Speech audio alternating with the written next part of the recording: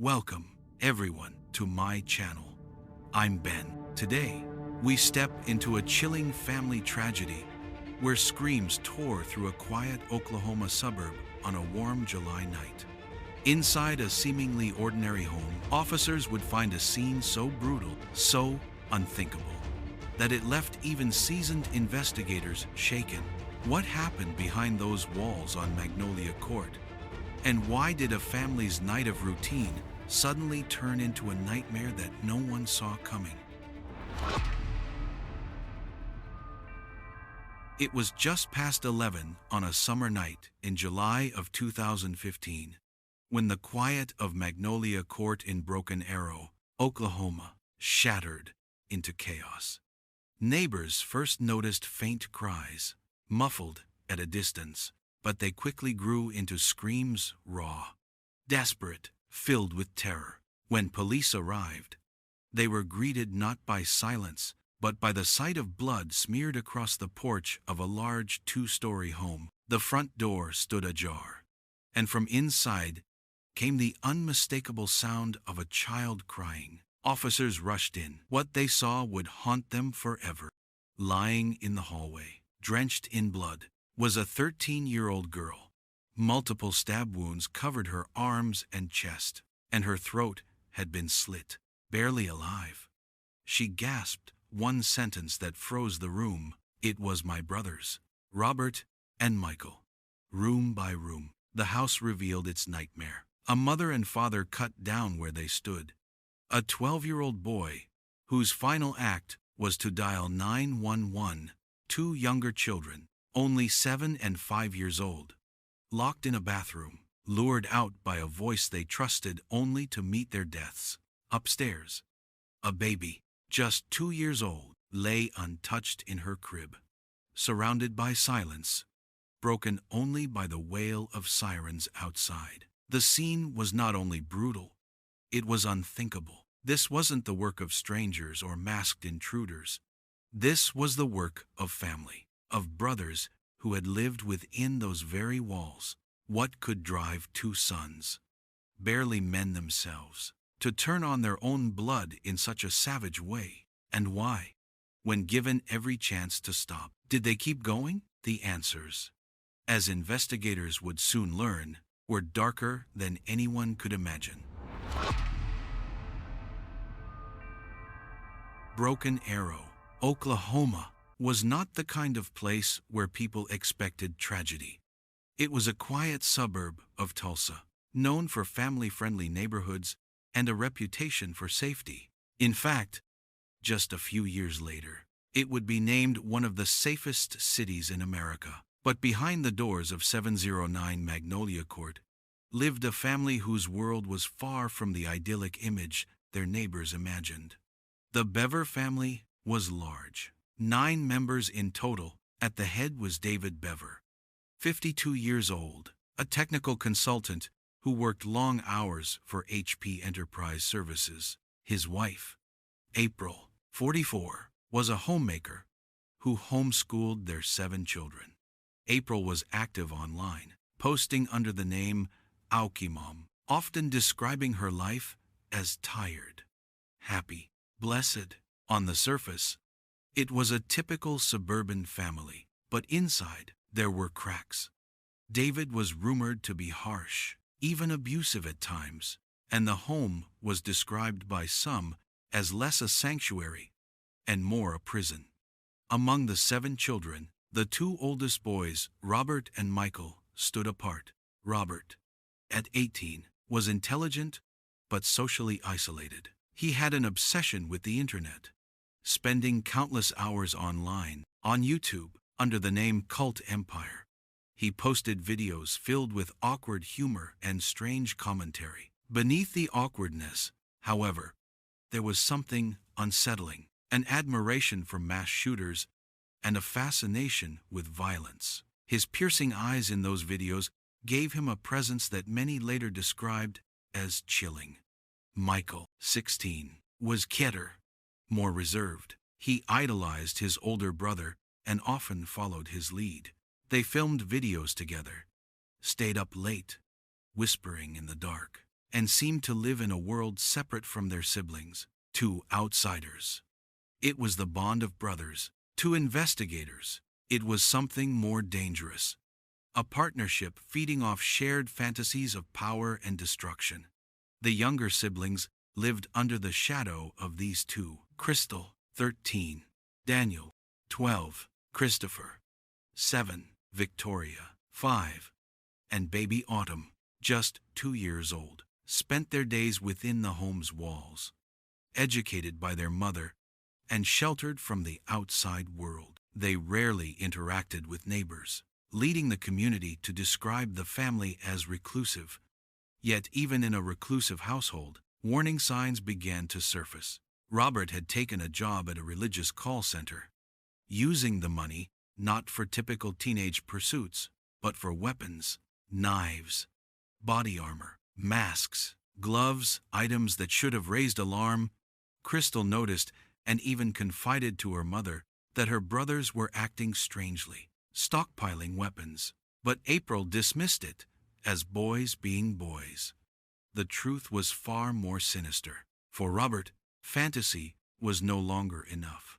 He wanted recognition, infamy. Michael, eager to remain in his brother's orbit, was drawn into the plan. Together, the two oldest sons would transform from reclusive teenagers into orchestrators of one of the most brutal family massacres in American history. What no one could see then was just how close the family already stood to the edge of disaster, and how the bonds of brotherhood would become the engine of betrayal. The night of July 22nd, 2015, began like many others inside the Bever household. The children were scattered around the house, some playing games, others preparing for bed. Yet behind closed doors upstairs, Robert and Michael were preparing for something far darker. For months, they had stockpiled weapons. Hidden under beds and tucked away in closets were combat knives, body armor, gloves, and masks. They had talked endlessly about their plan, about making their names known alongside infamous killers like the Columbine shooters. Their goal was staggering: more than 50 deaths, starting with their own family and expanding outward in a nationwide spree.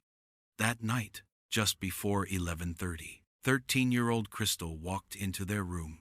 She wanted to remind her brothers to help with chores, to wash dishes, to take out the cats.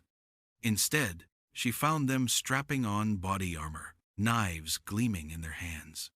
Michael looked at Robert and asked a chilling question: "Should we do it now?" Robert answered with a single word: "Yes." Michael tried to distract Crystal, asking her to look at something on the computer. As she leaned in, Robert struck, stabbing her repeatedly. She screamed, stumbling back, blood pouring from her chest and arms. They expected her to die quickly, but she didn't. Somehow, she managed to escape the room, running down the hall as her mother's screams erupted behind her. April was the next target. The boys attacked her with the same cold efficiency, knives slicing through the night as chaos spread through the house. Daniel, 12 years old, locked himself in his father's office and dialed 911. His voice was frantic as he told the operator his brothers were attacking the family. Moments later, Michael lured him out with a cruel trick, pretending Robert was hurting him, begging for help. When Daniel opened the door, they stabbed him too, silencing his cries. Elsewhere, 7-year-old Christopher and 5-year-old Victoria had barricaded themselves in a bathroom. Michael whispered through the door, pretending Robert was attacking him, pleading for safety, trusting their brother. The children opened the door. Within seconds, they were cut down. Their father, David, awoke to the sounds of violence. He stumbled into the hallway, only to be overwhelmed. He fought back briefly, but the boys struck with relentless force, stabbing until he collapsed. Crystal, bleeding heavily, managed to reach the front door. She collapsed on the porch, her body a trail of blood. One of her brothers dragged her back inside, but she later slipped free and was pulled out by arriving officers. Her survival was nothing short of miraculous. As police entered the home, they found April and Daniel lifeless on the floor.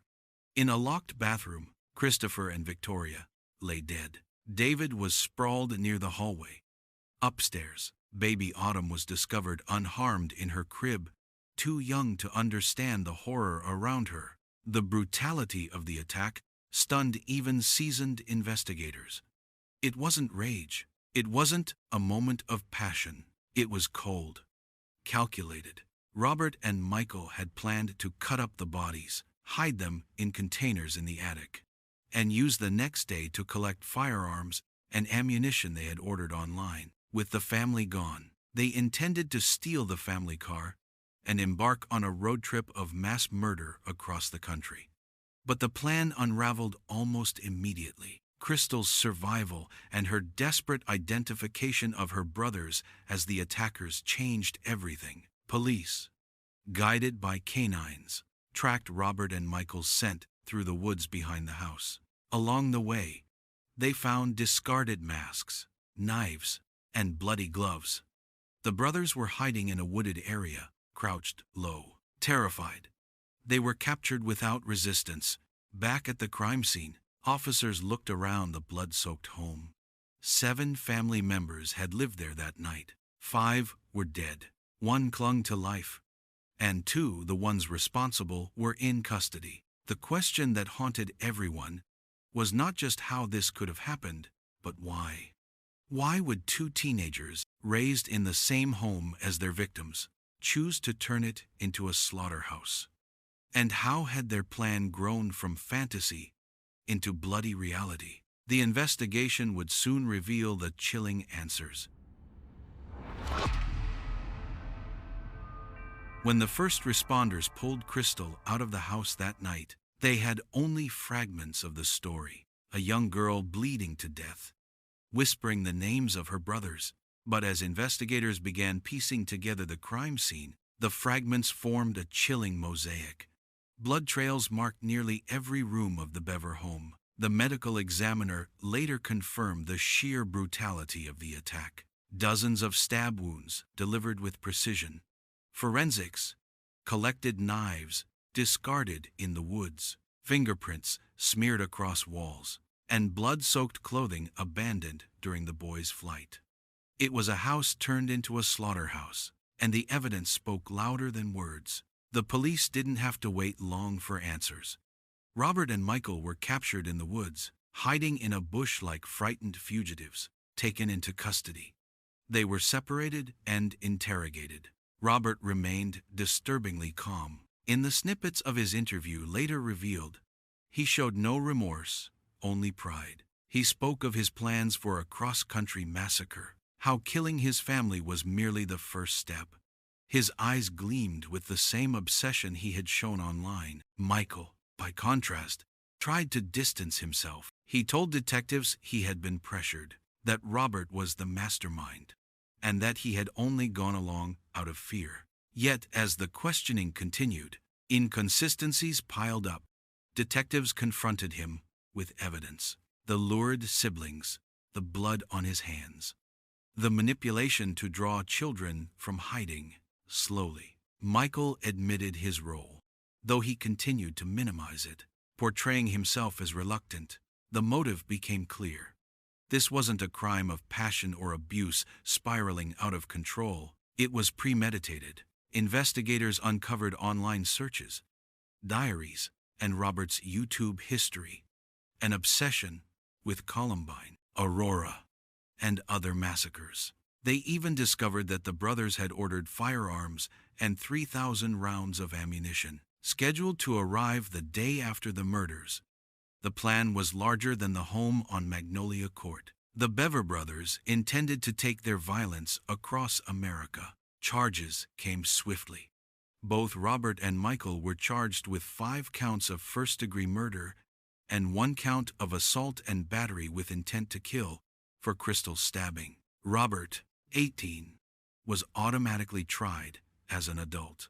With the death penalty on the table, Michael, only 16, also faced trial as an adult due to the severity of the crimes. In the weeks that followed, the community struggled to process the horror. The media swarmed Broken Arrow, searching for explanations. Neighbors described the family as quiet, reclusive, even strange. But no one had predicted this. To them, the Bever boys were shadows behind the windows of a house that kept to itself. Now, they were accused of a crime that shocked the nation. The prosecutors prepared for a trial that would be as much about psychology as about evidence. The defense hinted at troubled childhoods, at an abusive father, at mental illness. But the sheer scale of the violence, the deliberate planning, the cruelty shown toward children made the case one of the clearest and most disturbing in Oklahoma's history. And as the charges were read, one question remained. How would a jury respond to two teenagers who had turned their own home into a graveyard? The trial of Robert and Michael Bever was never going to be ordinary. The scale of the violence, the age of the defendants, and the victims being their own family, made the case a national spectacle. Courtrooms in Oklahoma are no strangers to tragedy. But this was different. This was a family annihilation carried out by children. Robert, at 18, faced the death penalty. From the very beginning, he showed no emotion. Dressed in standard prison attire, he sat in silence, his eyes betraying only a faint glimmer of pride. When the charges were read, prosecutors described him as cold, calculating, and obsessed with infamy. They presented the knives, the body armor, and the online records of his fascination with mass shootings. His YouTube channel, Cult Empire, became a piece of evidence, a window into a disturbed mind that craved recognition at any cost. Michael, at 16, was a different picture. His defense attorneys painted him as a boy manipulated by his older brother, a reluctant accomplice who feared Robert more than he shared his desires. They argued that his youth and vulnerability made him less culpable. The prosecution countered with evidence of his active participation, his luring of siblings from hiding, his direct involvement in multiple stabbings, and his cold manipulation during the attack. The courtroom atmosphere was heavy. Survivors and extended family members sat in the gallery, their faces etched with grief. Crystal, now recovering from her wounds, took the stand. Her testimony was devastating. In a trembling voice, she recounted how Michael tricked their younger siblings into leaving their safe spaces, how Robert struck her first, and how the house became a maze of blood and screams. Her survival, once miraculous, became the most damning evidence against her brothers. For weeks, the trial unfolded with grim detail. Crime scene photos projected onto screens forced jurors to confront the horror. Witnesses testified about the boys' stockpiling of weapons, about the 3,000 rounds of ammunition that arrived at the Bever home the very next day. Experts debated whether abuse within the household might have contributed, but even those arguments seemed hollow compared to the sheer planning and cruelty on display. Robert eventually pled guilty to avoid the death penalty. He received 5 consecutive life sentences without the possibility of parole. In a strange way, it was exactly what he wanted. His name etched permanently into the annals of American crime. Michael chose a different path. His trial lasted 6 weeks, a tense back and forth between claims of coercion and evidence of complicity. In the end, the jury showed little sympathy. He too was sentenced to 5 consecutive life terms without parole. The judge's voice was steady as the sentence was read. But in the courtroom, there was a collective exhale, as if the community itself had been holding its breath. Even then, the story didn't end. Reports surfaced of Robert attempting suicide in his cell, using a bedsheet. Later, In 2019, he attacked prison staff with a makeshift shiv, confirming fears that his obsession with violence had not faded. But inside that courtroom, on the day of sentencing, one truth stood firm. The justice system had closed its doors on the Bever brothers. They would never walk free again. And yet, behind the legal outcome, the unanswered question remained: what truly drove them to kill? Understanding the Bever brothers requires stepping into a psychological labyrinth. On the surface, they were teenagers, awkward, withdrawn, and raised in a strict household. But beneath, their minds had already drifted into a darkness most people cannot fathom. Robert, the eldest, was the architect. His fascination with violence went far beyond curiosity. Psychologists who reviewed his case noted the traits of narcissism and psychopathy. He craved recognition, not just attention from peers, but infamy on a national scale. His heroes were not athletes or musicians, but mass killers.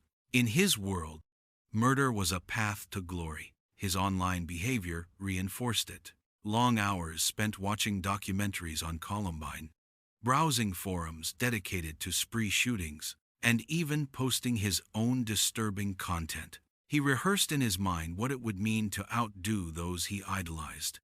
Michael's role is more complicated. At 16, he was still malleable, still forming an identity. He idolized his older brother, following him like a shadow. Psychologists suggested he displayed traits of dependency, his need to belong to Robert's world overriding his moral compass, while his defense argued coercion. The evidence painted him not as a hostage, but as a willing participant who surrendered his judgment in exchange for acceptance. The household environment added layers to the picture. Reports of David Bever being strict, even abusive, may have created resentment. Yet many experts noted that countless children endured difficult homes without turning to slaughter. What made Robert different was not only the family environment, but his fixation, his escalating fantasies, and his absolute lack of empathy. Michael, caught in that gravitational pull, became an accomplice rather than a resistor. Legally, the prosecution faced the question of whether Michael's age and claimed reluctance should matter. Ultimately, the jury decided his choices, actively luring siblings, wielding the knife proved intent. Psychologically, the case highlights how influence and domination can corrode individual will. Robert was the dominant figure, but Michael crossed the line when he embraced action. From a criminological perspective, the Bever case is a stark reminder of warning signs missed. The stockpiling of weapons, the disturbing online activity, the eerie fixation on past killers. These were red flags. Even Crystal noticed and told her mother. Yet April dismissed it as harmless teenage behavior. The lesson is brutal. Fantasies, when nurtured and unchecked, can become blueprints for mass murder. The legal system treated them both as adults, and rightly so. The calculated nature of the crime, the deliberate targeting of younger siblings, stripped away the possibility of innocence. Forensic psychologists later concluded that there was no underlying psychosis, no diagnosable mental illness that compelled them. They killed because they wanted to. And that is perhaps the most unsettling truth. There was no grand trauma, no survival story of abuse that explained it away. Instead, there was choice. Choice, wrapped in obsession, fed by the internet, and carried out with knives in the night. For society, the case raises hard questions. How should we respond to teenagers who commit atrocities normally associated with hardened adults? How do we balance punishment with prevention? And most haunting of all, how many warning signs are ignored in other homes before tragedy strikes? The answers remain uneasy, leaving us with an image of two brothers whose bond became not a source of strength, but a pact of destruction. The Bever murders left scars that stretched far beyond the blood-stained walls of 709 Magnolia Court. For the surviving siblings, life would never return to what it once was. Crystal, who had nearly died that night, endured countless surgeries and a lifetime of trauma. Baby Autumn, spared only by her age and crib, would grow up without parents, without most of her siblings, raised instead by an adoptive family who tried to give them a chance at something resembling normalcy. The community of Broken Arrow was shaken to its core. A town once celebrated for safety became the backdrop of a nightmare. The Bever house, standing empty and decaying, became a morbid attraction. Teenagers whispered about it, daring one another to approach the house of horrors. For neighbors who had lived through the tragedy, its very presence was unbearable. They petitioned the city to tear it down. Eventually, in 2019, the house was demolished. In its place rose Reflection Park, a small, quiet memorial. Instead of walls soaked in violence, there were now walking paths, trees, and a plaque reminding visitors of lives lost. It was an attempt to reclaim space from horror, to transform pain into a reminder of resilience. Yet the shadow of Robert and Michael did not disappear. In prison, Robert attempted suicide and later attacked guards, proving that his violent impulses had not faded. Michael, though quieter, remains behind bars, his life defined by choices he could never undo. For the justice system, the sentences ensured the public would never be at risk again. For psychologists, the case became a chilling study in adolescent pathology, sibling influence, and the terrifying power of obsession. Public reaction across the nation was marked by disbelief.